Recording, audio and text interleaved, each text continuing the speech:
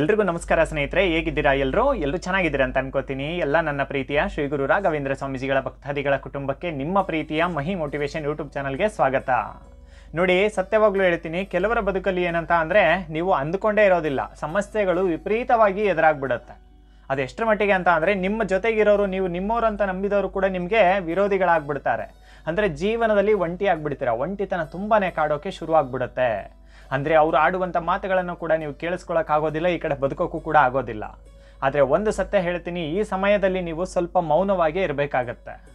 ಒಂದು ವೇಳೆ ನೀವು ಮೌನವನ್ನು ಕಳ್ಕೊಂಡು ಏನಾದರೂ ಅವ್ರ ಜೊತೆ ನೀವೇನಾದರೂ ವಾದಕ್ಕಿಳಿತೀನಿ, ಇನ್ನೊಂದು ಮಾಡ್ತೀನಿ ಅಂತ ಅಂದರೂ ಕೂಡ ಖಂಡಿತವಾಗ್ಲೂ ಕೂಡ ಈ ಒಂದು ನಿರ್ಧಾರ ಕೂಡ ತಪ್ಪಾಗಿರುತ್ತೆ. ಅಥವಾ ನೀವು ಧೈರ್ಯವನ್ನು ಕಳ್ಕೊಂಡು ನಾನೇನೋ ಮಾಡ್ಕೋತೀನಿ ಅಂದರೂ ಕೂಡ ಈ ನಿರ್ಧಾರ ಕೂಡ ತಪ್ಪಾಗಿರುತ್ತೆ. ಜೀವನದಲ್ಲಿ ಈ ಎರಡು ನಿರ್ಧಾರಗಳನ್ನ ತಗೋಬೇಡಿ. ಕೋಪಕ್ಕೆ ಬುದ್ಧಿ ಕೊಟ್ಟು ಏನಾದರೂ ಅವ್ರ ಜೊತೆ ವಾದ ಮಾಡೋಣ, ಏನಾದರೂ ಮಾಡೋಣ ಅಂತ ಹೋಗೋ ನಿರ್ಧಾರವನ್ನು ಕೂಡ ತಗೋಬೇಡಿ. ಜೊತೆಗೆ ಏನಂತಂದರೆ ಧೈರ್ಯವನ್ನು ಕಳ್ಕೊಂಡು ಕುಟುಂಬದ ಬಗ್ಗೆ ಯೋಚನೆ ಮಾಡ್ದೇ ಏನಾದರೂ ಮಾಡ್ಕೊಂಡ್ಬಿಡ್ಬೇಕು ಅನ್ನೋ ಒಂದು ಆಲೋಚನೆ ಕೂಡ ತಗೋಬೇಡಿ. ಈ ಎರಡೂ ನಿರ್ಧಾರಗಳು ತಪ್ಪಾಗಿರುತ್ತೆ. ಸ್ವಲ್ಪ ಸಮಯ ಮೌನವಾಗೇ ಇರಿ. ನೀವು ಬಲವಾಗಿ ರಾಯರನ್ನ ನಂಬಿದಿರಿ, ನೀವೇನಾದರೂ ರಾಯರ ಭಕ್ತರಾಗಿದ್ದರೆ ಅಥವಾ ಯಾವ ದೇವರನ್ನ ನೀವು ನಂಬಿರ್ತೀರಲ್ಲ, ಈ ಸಮಯದಲ್ಲಿ ಬಲವಾಗಿ ಪ್ರಾರ್ಥನೆಯನ್ನು ಮಾಡ್ಕೊಳ್ಳಿ. ಯಾಕಂದರೆ ಇಲ್ಲಿ ಯಾರನ್ನ ನೀವು ಎದುರಿಸ್ತಾ ಇಲ್ಲ, ಏನೋ ಮಾಡ್ತಾ ಇಲ್ಲ ಅಂದ ತಕ್ಷಣ ಏಡಿಗಳಂತಲ್ಲ. ಕೆಲವರು ಫ್ಯಾಮ್ಲಿಗೋಸ್ಕರ ಕೂಡ ಯೋಚನೆ ಮಾಡೋರು ಇರ್ತಾರೆ. ಫ್ಯಾಮ್ಲಿ ಬಗ್ಗೆ ಕೂಡ ಫ್ಯಾಮ್ಲಿಗೆ ನೀವೇ ಧೈರ್ಯ ಆಗಿರ್ತೀರಾ. ಇವಾಗ ಒಂದು ವೇಳೆ ನೀವೇನಾದರೂ ಅವ್ರ ಜೊತೆ ವಾದ ಕಿಳಿಯೋಣ ಇನ್ನೊಂದು ಹೋದ್ರೂ ಕೂಡ ಕೊನೆಗೆ ನಿಮ್ಗೆ ಏನಾದರೂ ಆಗುವಂಥದ್ದು ಇರುತ್ತೆ. ಅಥವಾ ಧೈರ್ಯವನ್ನು ಕಳ್ಕೊಂಡು ನೀವೇನಾದರೂ ಮಾಡ್ಕೊಳ್ಳೋಣ ಅಂದರೂ ಕೂಡ ಕೊನೆಗೆ ನಿಮಗೆ ಆಗುವಂಥದ್ದು. ಆದರೆ ಫ್ಯಾಮ್ಲಿಗೆ ಯಾರ ಗತಿ? ನಿಮ್ಮ ಫ್ಯಾಮ್ಲಿಲಿ ನೀವೇ ಧೈರ್ಯ ಆಗಿರ್ತೀರ, ನೀವೇ ಎಲ್ಲ ಆಗಿರ್ತೀರ. ಯಾವತ್ತೂ ಕೂಡ ಒಂದು ಹೇಳ್ತೀನಿ ಕೇಳಿಸ್ಕೊಳ್ಳಿ, ಎಂಥ ಸಮಯ ಬರಲಿ, ಎಂಥ ಪರಿಸ್ಥಿತಿನೇ ಬರಲಿ, ಧೈರ್ಯವನ್ನು ಬಿಟ್ಕೊಡ್ಬೇಡಿ. ಧೈರ್ಯ ಅನ್ನೋದು ಇದೆ ಅಲ್ವಾ, ನಿಮ್ಮನ್ನು ತುಂಬ ಗೆಲ್ಲಿಸುತ್ತೆ. ಅದೇ ನಿಮ್ಮ ಮೊದಲ ಗೆಲುವು. ಧೈರ್ಯ, ನಗು ಏನು ಇದೆ ಅಲ್ವಾ, ನಿಮ್ಮ ಮೊದಲ ಗೆಲುವಾಗಿರುತ್ತೆ ಇದು. ದೇವರು ನಮಗೆ ಧೈರ್ಯ, ಶಕ್ತಿ ಮತ್ತು ನಮಗೇನಂತಂದರೆ ನಗುನೇ ಎದಕ್ಕೆ ಕೊಟ್ಟಿದ್ದಾನಂತ ಅಂದರೆ ನಮ್ಮ ಸಮಯಕ್ಕೆ ತಕ್ಕಂಗೆ ಅದನ್ನು ಬಳಸ್ಕೋಬೇಕು. ಆದರೆ ಮುಖ್ಯವಾದ ಕಾರಣ ಏನಂತಂದರೆ ಯಾಕೆ ಈ ಥರ ಜೀವನದಲ್ಲಿ ಆಗತ್ತೆ, ಇದು ಮುಖ್ಯವಾದ ಕಾರಣ. ಈ ಪರಿಸ್ಥಿತಿ ಎದುರಿಸ್ತಾ ಇದ್ದೀರಾ ತುಂಬ ಜನ, ನನಗೆ ಗೊತ್ತಿದೆ. ಆದರೆ ಈ ಥರ ಯಾಕೆ ಎದುರಾಗತ್ತೆ ಅಂತ ಅಂದರೆ ಒಂದು ನಿಮಗೆ ಉದಾಹರಣೆ ಕೊಟ್ಟು ನಾನು ಹೇಳ್ಬಿಡ್ತೀನಿ, ಇದಕ್ಕೆ ಪರಿಹಾರ ಕೂಡ ಹೇಳ್ಬಿಡ್ತೀನಿ ನಾನು. ಏನಾಗುತ್ತೆ ಗೊತ್ತಾ, ಒಂದು ಸಲ ಈಗ ನಾವು ಜ್ವರ ಬಂದರೆ ಆಸ್ಪತ್ರೆಗೆ ಹೋದರೆ ಡಾಕ್ಟ್ರ್ ಕೇಳ್ತಾರೆ, ನೀನೇನಾದ್ರು ಮಳೆಯಲ್ಲೆಂದ ತಲೆ ನೋವ್ತಾ ಇದೆಯಾ ನಿನಗೆ, ಅಥವಾ ನೀವೇನಾದ್ರು ತಲೆ ಸ್ನಾನ ಮಾಡಿದ್ರಾ, ತಣ್ಣೀರು ಸ್ನಾನ ಮಾಡಿದ್ರಾ ನೀವು ಅಂತ ಕೇಳ್ತಾ ಇರ್ತಾರೆ. ಅಥವಾ ನೀವೇನಾದರೂ ಗಾಳಿಗೆ ಓಡಾಡಿದ್ರಾ, ಏನಾದರೂ ಒಂದು, ಅಥವಾ ಈ ಕೋಲ್ಡ್ ಏನಾರು ಕುಡಿದ್ರಾ, ಎಲ್ಲ ಕೇಳ್ತಾರೆ. ಯಾಕಂತ ಅಂದರೆ ಕಾರಣ ಇಲ್ಲದೆ ಜ್ವರ ಬರಲ್ಲ. ಸುಮ್ಮನೆ ಜ್ವರ ಬಂದುಬಿಡ್ತು ಅನ್ನಂಗೂ ಕೂಡ ಇರೋದಿಲ್ಲ. ಸಮ್ಟೈಮ್ಸ್ ಯಾವಾಗೋ ಒನ್ ಟೈಮ್ ಬರುತ್ತೆ, ಇಲ್ಲ ಅಂತ ಹೇಳ್ತಾ ಇಲ್ಲ ನಾನು. ಆದರೆ ನೀವೇನಾದರೂ ಒಂದು ಕಾರಣ ಇದ್ರೇ ಬರುತ್ತೆ ಜ್ವರ ಅಲ್ವಾ. ಆಗ ಏನು ಮಾಡ್ತಾರೆ ಅಂದರೆ ಸರಿಯಾದ ಒಂದು ಚಿಕಿತ್ಸೆನ ನಿಮಗೆ ಅವರು ಕೊಡ್ತಾರೆ. ಅದಕ್ಕಾಗಿ ನಾನು ಹೇಳ್ತಿರುವಂಥದ್ದು ಏನಂತ ಅಂದರೆ ನಿಮಗೆ ಇವಾಗ ನಿಮ್ಮ ಜೀವನದಲ್ಲಿ ಏನಾದರೂ ತುಂಬ ಬರ್ತಾ ಇದೆ, ಈ ಥರ ಸಮಸ್ಯೆಯಲ್ಲಿ ನೀವು ಆಗಿದ್ದೀರಾ ಅಂತ ಅಂದರೆ ಇವಾಗ ಎಲ್ಲರೂ ಒಂದಾಗಿದ್ದಾರೆ, ನೀವು ಮಾತ್ರ ಒಬ್ಬರು ಒಂದಾಗ್ಬಿಟ್ಟಿದ್ದೀರಾ. ವಿಪರೀತ ಒಂದು ನೋವು ನಿಮ್ಮನ್ನ ಕಾಡ್ತಾ ಇದೆ. ಯಾಕಂದರೆ ಜನಗಳನ್ನ ಹೆದರ್ಸೋಕ್ಕಾಗ್ತಾ ಇಲ್ಲ, ನಿಮಗೆ ಒಂಟಿಯಾಗ್ಬಿಟ್ಟಿದ್ದೀರಾ. ಯಾರ ಹತ್ರ ಕೂಡ ಏನು ಹೇಳ್ಕೊಳಕ್ಕಾಗ್ತಾ ಇಲ್ಲ. ಹೇಳ್ಬಿಟ್ರೆ ಏನಂತ ಅಂದರೆ ಇವ್ರದಾಗ ಮತ್ತೊಬ್ಬರ ಹತ್ರ ಹೇಳಿ ಅವ್ರು ಈ ಥರ ಅಂದ್ಬಿಟ್ರು ಅಂತ ಮತ್ತೆ ಎಲ್ಲರೂ ಬಂದು ನನ್ನ ಜೊತೆ ವಾದಕ್ಕೆ ಇಳಿತಾರೋ ಏನೋ ಅನ್ನೋದು ಒಂದು ರೀತಿ ಭಯ ಕೂಡ ಹೋಗ್ಬಿಟ್ಟಿದೆ, ಭಯ ಕೂಡ ಆಗ್ಬಿಟ್ಟಿದೆ ನಿಮ್ಮ ಮನಸ್ಸಿಗೆ. ಅಂದರೆ ಭಯ ನಿಮ್ಮ ಮನಸ್ಸಲ್ಲಿ ಕುತ್ಕೊಂಡ್ಬಿಟ್ಟಿದೆ. ಆದರೆ ಈ ಸಮಯದಲ್ಲಿ ಭಯನ ಇಟ್ಕೊಳ್ಳೇಬೇಡಿ ನೀವು. ನಾನು ಅಷ್ಟು ನಿಮಗೆ ಆತ್ಮವಿಶ್ವಾಸದಿಂದ ಹೇಳ್ತೀನಿ, ಭಯನ ಫಸ್ಟು ಇಟ್ಕೋಬೇಡಿ, ತೆಗೆದು ಬಿಸಾಕಿ ಧೈರ್ಯವನ್ನು ತುಂಬ್ಕೊಳ್ಳಿ. ಆದರೆ ಬೇರೆಯವ್ರ ಹತ್ರ ಏನೂ ಮಾತಾಡಬೇಡಿ.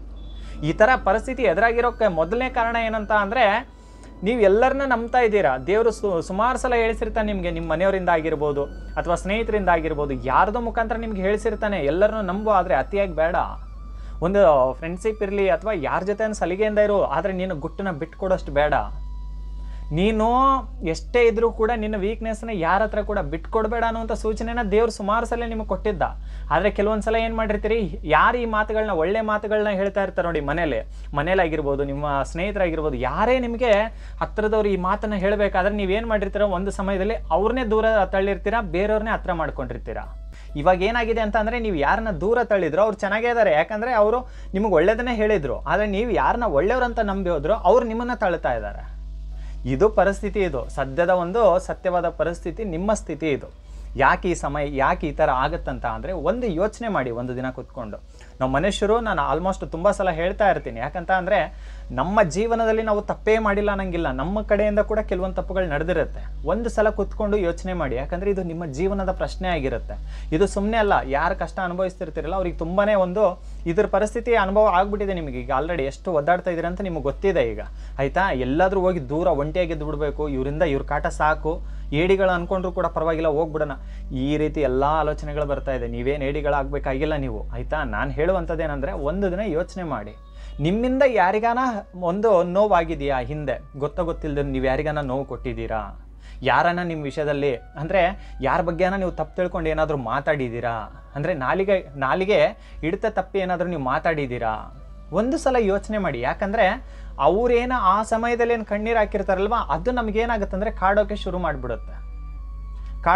ಮಾಡಿಬಿಡುತ್ತೆ. ಯಾರಾದರೂ ನಿಮ್ಮಿಂದ ನೋವಿಗೊಳಗಾಗಿ ಕಣ್ಣೀರು ಹಾಕಿದ್ರು ಅಂತ ಅಂದರೆ ಅದನ್ನು ನೆನೆಸ್ಕೊಂಡ್ಬಿಟ್ಟು ಕ್ಷಮೆ ಕೇಳ್ಕೊಂಬಿಡಿ ದೇವ್ರ ಹತ್ರ. ನೀವು ರಾಯರನ್ನ ಪೂಜಿಸ್ತಾ ಇದ್ದೀರಲ್ಲ, ನಮ್ಮ ರಾಯರು ಖಂಡಿತವಾಗ್ಲೂ ಕೂಡ ಬಲವಾಗಿ ನೀವು ರಾಯರನ್ನ ನಂಬಿದ್ದೀರ ಅಂತ ಅಂದರೆ ನಿಮ್ಮ ಮುಂದೆ ಚೆನ್ನಾಗಿದ್ದು ನಿಮ್ಮ ಬಗ್ಗೆನೇ ಆಡ್ಕೊಳ್ಳೋದಾಗಲಿ, ನಿಮ್ಮ ಬಗ್ಗೆ ತುಂಬ ಕಡೆಗಣಿಸೋದಾಗಲಿ ನಿಮ್ಮನ್ನು ಮಾಡ್ತಾ ಇದ್ದಾರೆ ಅಂತ ಅಂದರೆ, ರಾಯರನ್ನ ನೀವು ಬಲವಾಗಿ ನಂಬಿದ್ದೀರಾ ಅಂತ ಅಂದರೆ ರಾಯರಿಗೆ ಗೊತ್ತಿರುತ್ತೆ ನಿಮ್ಮನ್ನು ಹೆಂಗೆ ರಕ್ಷಣೆ ಮಾಡಬೇಕಂತ. ಆದರೆ ಈ ಒಂದನ್ನ ನೆನಪು ಮಾಡ್ಕೊಳ್ಳಿ, ಯಾರಿಗಾನ ನಿಮ್ಮಿಂದ ನೋವಾಗಿದೆಯಾ? ಈ ಥರ ಅನ್ಬೇಡಿ, ನಾನು ಯಾರಿಗೂ ಜೀವನದಲ್ಲಿ ಮೋಸನೆ ಮಾಡಿಲ್ಲ, ನನ್ನಿಂದ ಯಾರಿಗೂ ನೋವೇ ಆಗಿಲ್ಲ, ನಾನು ಯಾರಿಗೂ ಏನು ಅಂದೇ ಇಲ್ಲ. ಸಡನ್ನಾಗಿ ಈ ಥರ ತಗೋಬೇಡಿ, ಯೋಚನೆ ಮಾಡಿ. ನಾನು ಹೇಳುವಂಥದ್ದು ಅದೇ, ಯೋಚನೆ ಮಾಡಿ ದೇವರ ಹತ್ರ, ರಾಯರ ಹತ್ರ. ನೀವು ರಾಯರನ್ನ ನಂಬಿದಿರ ಅಂತ ಅಂದರೆ ರಾಯರಲ್ಲಿ ಕ್ಷಮೆ ಕೇಳಿ. ಒಂದು ದಿನ, ರಾಯರೇ ಈ ಥರ ನನ್ನಿಂದ ಗೊತ್ತಾಗಿಲ್ಲ ಅಂದರೂ ಕೊಡವೇ ಸರಿ ಇವಾಗ ಗೊತ್ತಾಗಿಲ್ಲ, ನಿಮ್ಮಿಂದ ಯಾರಿಗೆ ಒಂದು ಮನಸ್ಸಿಗೆ ನೋವಾಗಿದೆ ಅಂತ ಗೊತ್ತಿಲ್ಲ ಅಂತ ಅಂದ್ಕೊಳ್ಳೋಣ. ಒಂದು ಸಲ ಏನು ಮಾಡಿ ಅಂದರೆ ರಾಯರ ಹತ್ರ ಕ್ಷಮೆ ಕೇಳಿಬಿಡಿ. ರಾಯರೇ ಇವಾಗ ನನಗೆ ಎಲ್ಲರೂ ಎದುರಾಗಿದ್ದಾರೆ, ಎಲ್ಲರೂ. ಯಾಕಂದರೆ ಯಾಕೆ ಈ ಥರ ಆಗ್ತಿದೆ ಅಂತ ನನ್ನ ಜೀವನದಲ್ಲಿ ಗೊತ್ತಿಲ್ಲ. ಅಂದರೆ ಅವ್ರ ಜೊತೆ ನಾನು ತುಂಬ ಚೆನ್ನಾಗಿದ್ದೆ, ತುಂಬ ಅವ್ರ ಜೊತೆ ಸಲುಗೆಯಿಂದ ಕೂಡ ಇದ್ದೆ, ಕೆಲವೊಂದು ನನ್ನ ಗುಟ್ಟುಗಳನ್ನೂ ಕೂಡ ಅವ್ರಿಗೆ ಹೇಳಿದ್ದೆ. ಇದಂತೂ ನನ್ನಿಂದ ಆಗಿರುವಂಥ ತಪ್ಪು. ಆದರೆ ಇವಾಗ ಏನಾಗಿದೆ ಅಂದರೆ ನನ್ನ ಒಳ್ಳೆತನನೇ ವೀಕ್ನೆಸ್ ಆಗಿ ಬಳಸ್ಕೊಂಡು ಜನಗಳು ಆಟ ಆಡೋಕ್ಕೆ ಶುರು ಮಾಡಿಬಿಟ್ಟಿದ್ದಾರೆ. ಆದರೆ ಯಾಕೆ ಈ ಥರ ಆಗ್ತಿದೆ ಗೊತ್ತಿಲ್ಲ ನನ್ನಪ್ಪ. ನನ್ನಿಂದ ಏನಾದರೂ ಗೊತ್ತಿಲ್ಲದೇನೋ ಯಾರಿಗಾನ ತೊಂದರೆ ಆಗಿದ್ದರೆ, ಯಾರಿಗಾನ ಒಂದು ಮನಸ್ಸಿಗೆ ನೋವನ್ನು ನೀಡುವಂಥ ಕೆಲಸವನ್ನು ಮಾಡಿದರೆ, ಜೀವನದಲ್ಲಿ ನಾನು ಯಾರಿಗೂ ಒಂದು ತಪ್ಪು ಕೆಲಸವನ್ನು ಏನಾದರೂ ಮಾಡಿದರೆ ಕ್ಷಮೆ ಕೊಡು ನನ್ನಪ್ಪ, ಸಾಕು. ಇವತ್ತಿಗೆ ನನ್ನ ತಪ್ಪಿನ ಅರಿವು ನನಗಾಗಿದೆ, ಇದರಿಂದ ಮುಕ್ತಿ ಕೊಟ್ಬಿಡು ಸಾಕು. ನನ್ನ ಜೀವನದಲ್ಲಿ ಯಾಕೆ ಈ ಥರ ಆಗ್ತಿದೆ ಗೊತ್ತಾಗ್ತಾ ಇಲ್ಲ. ಯಾಕಂದರೆ ನೀವು ನೆಮ್ಮದಿಯಾಗಂತೂ ಇರೋಕ್ಕಾಗ್ತಾ ಇಲ್ಲ ಇವರೇ. ನಾನು ಹೇಳುವಂಥದ್ದು ಏನಂದರೆ, ನೀವು ನೆಮ್ಮದಿಯಾಗಂತೂ ಖಂಡಿತ ಇಲ್ಲ. ನೀವು ಒಂಥರ ಟೆನ್ಷನ್, ನಿಮ್ಮ ತಲೆ ಭಾರ. ಅಂದರೆ ನಿಮಗೆ ಕೆಲವ್ರ ಜೊತೆ ಕೆಲಸ ಮಾಡೋಕ್ಕೂ ಆಗ್ತಾ ಇಲ್ಲ, ಅವ್ರು ನೋಡೋಕ್ಕೂ ಕೂಡ ಆಗ್ತಾ ಇಲ್ಲ. ಯಾಕಂದರೆ ಅವ್ರ ವರ್ತನೆಗಳು ಒಂದು ಬದಲಾಗಿದೆ ಅಂತ ಅಂದಾಗ ಏನು ನೋಡ್ತೀರಾ? ಎಲ್ಲರೂ ನೀವು ಒಬ್ಬರೇ ಒಂದಾದಾಗ ಖಂಡಿತ ಇಲ್ಲಿ ಬದುಕು ಸಾಕು ಅಂತ ಕೂಡ ಅನಿಸುತ್ತೆ, ನೀವು ಕುಗ್ಗಿ ಹೋಗ್ಬೇಕಾಗತ್ತೆ. ಆದರೆ ಒಂದು ನೆನಪಿರಲಿ, ಬಲವಾಗಿ ರಾಯರನ್ನ ನಂಬಿದಿರ ಅಂದರೆ ರಾಯರೆಲ್ಲ ಸರಿಪಡಿಸ್ತಾರೆ. ಆದರೆ ನಾನು ಹೇಳುವಂಥದ್ದು ಏನಂದರೆ, ಏನೋ ಒಂದು ನಡೆದಿರುತ್ತೆ, ನಮ್ಮಿಂದ ಏನೋ ಒಂದು ನಡೆದಿರುತ್ತೆ, ಗೊತ್ತಿದ್ದು ಅಂತ ಹೇಳ್ತಾ ಅಲ್ಲ ನಾನು. ಮನುಷ್ಯರ ಅಂದಮೇಲೆ ನಾವು ಸಾಮಾನ್ಯವಾಗಿ ಮಾಡಿರ್ತೀವಿ, ಕೆಲವೊಂದು ಸಲ ನಮ್ಮ ಸ್ವಾರ್ಥಕ್ಕಾಗಲಿ ಏನೋ ಒಂದು ಮಾಡಿರ್ತೀವಿ. ಆದರೆ ನಾನು ಹೇಳುವಂಥದ್ದಂದರೆ, ಏನೇ ಇರಲಿ ನೆನಪಿಸ್ಕೊಳ್ಳಿ, ಆ ತಪ್ಪಿನ ಅರಿವು ತಗೊಳ್ಳಿ ಫಸ್ಟು. ಏನಂದರೆ ಅರಿವೇ ಗುರು ಅಂತ ನಾವೇನು ಹೇಳ್ತೀವಿ, ಫಸ್ಟು ಅದು ನಿಮ್ಮ ಅರಿವಿಗೆ ಬರಬೇಕದು. ಓ ನಾನು ಈ ಥರ ಮಾಡಿದ್ದೆ, ನಿಮ್ಮ ಮನಸ್ಸಲ್ಲಿ ಯಾರಿಗೆ ಹೇಳಬೇಕಾಗಿಲ್ಲ, ಇದನ್ನು ತಗೊಂಡೋಗಿ ನಿಮ್ಮ ಮನಸ್ಸಲ್ಲೇ ನಾನೊಂದು ತಪ್ಪು ಮಾಡಿದ್ದೆ ತಂದೆ, ಅದಕ್ಕೇನಾರು ಆಗಿದೆಯೇನೋ. ಇಲ್ಲ ಅಂತಂದರೆ, ತಂದೆ ನಾನು ಇದುವರೆಗೂ ನಾನು ಏನು ತಪ್ಪುಗಳನ್ನ ಮಾಡಿದ್ದೀನೋ ಗೊತ್ತಿಲ್ಲ, ನನ್ನಿಂದ ಯಾರ ಮನಸ್ಸಿಗೆ ನೋವಾಗಿದೆಯೋ ನನಗೆ ಗೊತ್ತಿಲ್ಲ, ದಯವಿಟ್ಟು ಕ್ಷಮೆ ಕೊಟ್ಬಿಡು ನನ್ನಪ್ಪ. ನನ್ನ ಬಾಳಲ್ಲಿ ತುಂಬ ನನ್ನ ಬಾಳು ಹೇಳೋಕ್ಕೆ ಆಗ್ತಾ ಇಲ್ಲ, ಒಂದು ರೀತಿ ನನ್ನ ಬಾಳೆ ಮುಗಿತಾ ಇದೇನೋ ಅಂತ ಅನ್ನಿಸ್ತಾ ಇದೆ. ಇಷ್ಟೊಂದು ನನ್ನ ಬಾಳಲ್ಲಿ ಒಂದು ಕಷ್ಟಗಳು ಎದುರಾಗ್ಬಿಟ್ಟಿದೆ ತಂದೆ ರಾಘವೇಂದ್ರ ಸ್ವಾಮಿ, ನಿಮಗೆ ಗೊತ್ತಿಲ್ಲದಂತೂ ಏನೂ ನಡೆಯಲ್ಲ ನನ್ನ ಜೀವನದಲ್ಲೇ, ದಯವಿಟ್ಟು ಇದರಿಂದ ರಕ್ಷಣೆ ಕೊಡು ಅಂತ ರಾಯರ ಹತ್ರ, ವಿನಾಯಕರ ಹತ್ರ ಪ್ರಾರ್ಥನೆ ಮಾಡ್ಕೊಂಬಿಡಿ. ಕ್ಷಮೆ ಆಯಿತು ಅಂತ ದೇವರ ಹತ್ರ ಕೇಳಿ ಫಸ್ಟು. ಯಾಕಂದರೆ ದೇವರು ಇರೋದು ಇಲ್ಲಿ ಸತ್ಯ. ಇವರೇ ಒಂದು ಹೇಳ್ತೀನಿ, ದೇವ್ರು ಇರೋದು ಸತ್ಯ. ದೇವ್ರು ಇರೋದಕ್ಕೇ ನಮ್ಗೆ ಇವತ್ತು ಗಾಳಿ ಸಿಗ್ತಾ ಇದೆ, ಸೂರ್ಯ ದೇವರಿಂದ ಬೆಳಕು ಸಿಗ್ತಾ ಇದೆ, ಚಂದ್ರನಿಂದ ಬೆಳಕು ಸಿಗ್ತಾ ಇದೆ, ಎಲ್ಲವೂ ಕೂಡ ದೇವ್ರು ಇದ್ದಾರೆ ಇಲ್ಲಿ, ಆಯಿತಾ. ಆ ನಂಬಿಕೆನ ಇಟ್ಕೊಂಡು ನಿಮ್ಮ ನೋವುಗಳನ್ನ ಹೇಳ್ಕೊಂಡು ಕ್ಷಮೆ ಕೇಳಿ, ಆಯಿತಾ. ಕ್ಷಮೆ ಕೇಳಿ, ಯಾರಿಗಾದರೂ ಆಗಿರ್ಬೋದು, ನಿಮ್ಮಿಂದ ಆಗಿರುತ್ತೆ, ಯಾರೋ ಒಬ್ರಿಗೆ ಆಗಿರುತ್ತೆ. ಮನೇಲಿ ತಂದೆ ತಾಯಿಗಳಿಗೆ ಆಗಿರ್ಬೋದು, ಅವ್ರು ಏನಾರು ಅಂದಾಗ ನಾವು ಎದುರಾಡಿದ್ದಾಗಿರ್ಬೋದು, ಏನೂ ಗೊತ್ತಾಗಲಿಲ್ಲ ಅಂದರೆ ನನ್ನಿಂದ ತಪ್ಪಾಯಿತು ಅಂತ ದೇವರಲ್ಲಿ ಕೇಳ್ಕೊಳ್ಳಿ, ಖಂಡಿತ ನಿಮ್ಮ ಪರಿಸ್ಥಿತಿ ಸರಿ ಹೋಗುತ್ತೆ. ಆದರೆ ನಾನು ಏನೋ ಮಾಡ್ಕೊಂಡ್ಬಿಡ್ಬೇಕು, ಅಥವಾ ನನಗೆ ಸಾಕು ಬದುಕು, ಅಥವಾ ಅವ್ರ ಜೊತೆ ವಾದಕ್ಕಿಳಿಯೋದಾಗಲಿ, ನೋಡೋಣ ಅನ್ನೋದಾಗಲಿ, ಈ ಥರ ಮಾಡಲೇಬೇಡಿ, ತಪ್ಪು ನಿರ್ಧಾರವನ್ನು ತಗಲೇಬೇಡಿ, ಆಯಿತಾ. ನೀವು ಸ್ವಲ್ಪ ಮೌನವಾಗಿದ್ದು ಯೋಚನೆ ಮಾಡ್ಕೊಳ್ಳಿ. ಖಂಡಿತ ನಿಮಗೆ ಈ ಮಾತಿನ ಮೇಲೆ ನಂಬಿಕೆ ಇಲ್ಲ ಅಂತ ಅಂದರೆ, ಇದನ್ನು ತಪ್ಪಾಯಿತು ಅಂತ ಕೇಳಿಕೊಂಡು ನೀವು 1.5 ತಿಂಗಳು ವೇಟ್ ಮಾಡಿ, ಆಯಿತಾ. ಪ್ರತಿಯೊಂದು ಸರಿ ಹೋಗುತ್ತೆ, 1.5 ತಿಂಗಳು ಆದಮೇಲೆ ಸರಿ ಹೋಗುತ್ತೆ ಅಂತ ಹೇಳ್ತಾ ಇಲ್ಲ ನಾನು. ಇದನ್ನು ನೆನಪಿರಲಿ, ಈ ಕ್ಷಣಕ್ಕೆ ದೇವರಲ್ಲಿ ತಪ್ಪಾಯಿತು ಅಂತ ಕೇಳ್ಕೊಂಡ್ರಿ, ಗುರುವಾರ ದಿನ ರಾಯರ ಮಠಕ್ಕೆ ಹೋಗಿ ಪ್ರಾರ್ಥನೆಯನ್ನು ಮಾಡ್ಕೊಂಡ್ರಿ ಅಂತ ಅಂದರೆ ನಿಮಗೆ ಈ ಕ್ಷಣದಿಂದನೇ ಸರಿ ಹೋಗ್ತಾ ಬರುತ್ತೆ. ಇದು ನಿಮ್ಮ ಬದುಕಿನ ಒಂದು ಬದಲಾವಣೆ ಸಮಯ. ಹೇಳ್ತಾ ಇದ್ದೀನಿ ಕೇಳಿಸ್ಕೊಳ್ಳಿ, ಕೆಟ್ಟದ್ದಾಗಿದೆ ಅಂತ ಅಂದರೆ ಒಳ್ಳೆಯ ಬದಲಾವಣೆ ಸಮಯ ಇದು. ಆಯಿತಾ. ಒಳ್ಳೆಯ ಬದಲಾವಣೆ ಸಮಯ. ನಿಮ್ಮ ಕಷ್ಟ ನನಗೆ ಅರ್ಥ ಆಗಿರೋದಕ್ಕೆ ಈ ಮಾತುಗಳನ್ನ ಹೇಳ್ತಾ ಇದ್ದೀನಿ. ಇದನ್ನು ಅರ್ಥ ಮಾಡಿಕೊಂಡು ನೀವು ಜೀವನದಲ್ಲಿ ಮುಂದೆಜ್ಜೆ ಇಡಿ. ಸತ್ಯವಾಗ್ಲೂ ಹೇಳ್ತೀನಿ, ನಿಮ್ಮನ್ನು ಪ್ರತಿ ಹಂತದಲ್ಲೂ ಕೂಡ ಶ್ರೀ ಗುರು ರಾಘವೇಂದ್ರ ಸ್ವಾಮೀಜಿಗಳು ಜೊತೆಗಿದ್ದು ಕಾಪಾಡ್ತಾರೆ. ಇದು ನಿಮ್ಮ ಗೆಲುವಿನ ಸಮಯ, ನಿಮ್ಮ ಬದಲಾವಣೆ ಸಮಯ, ನಿಮಗೆ ಒಳ್ಳೆಯ ಸಮಯ. ಕೆಟ್ಟದ್ರಿಂದ ಒಳ್ಳೆಯದೇ ಇರೋದು, ಆಯಿತಾ. ಇದನ್ನು ಅರ್ಥ ಮಾಡ್ಕೊಳ್ಳಿ. ಇವತ್ತಿಗೆ ಆ ಕೆಟ್ಟದಕ್ಕೆ ಒಂದು ಅಂತೆ ಅನ್ಕೊಳ್ಳೋಣ, ಆಯಿತಾ. ಅಂತೆ ಅನ್ಕೊಳ್ಳೋಣ. ಇನ್ಮೇಲೆ ನಿಮ್ಮ ಜೀವನದಲ್ಲಿ ಒಳ್ಳೆಯದೇ ಶುರುವಾಗಲಿ ಅಂತ ಮನಸಾರೆ ಕೇಳ್ಕೊತೀನಿ, ಸರಿನಾ. ಯಾಕಂದರೆ ನಿಮ್ಮ ಕುಟುಂಬಕ್ಕೆ ನೀವು ಆಧಾರ ಆಗಿರ್ತೀರ, ನೀವೇ ಒಂದು ಧೈರ್ಯ ಆಗಿರ್ತೀರ, ನಿಮ್ಮ ಮೇಲೇ ನಂಬಿಕೆ ಇರುತ್ತೆ. ನೀವು ಯಾರ್ಯಾರಿಗೋ ಇದು ಮಾಡ್ಕೊಂಬಿಟ್ಟು ನೀವೇನೋ ಮಾಡ್ಕೋಬೇಕು, ಬೇಡ ಬೇಡ ಬೇಡ ಬೇಡ. ಇದೆಲ್ಲ ತಪ್ಪು ನಿರ್ಧಾರವನ್ನು ತಗೋಬೇಡಿ.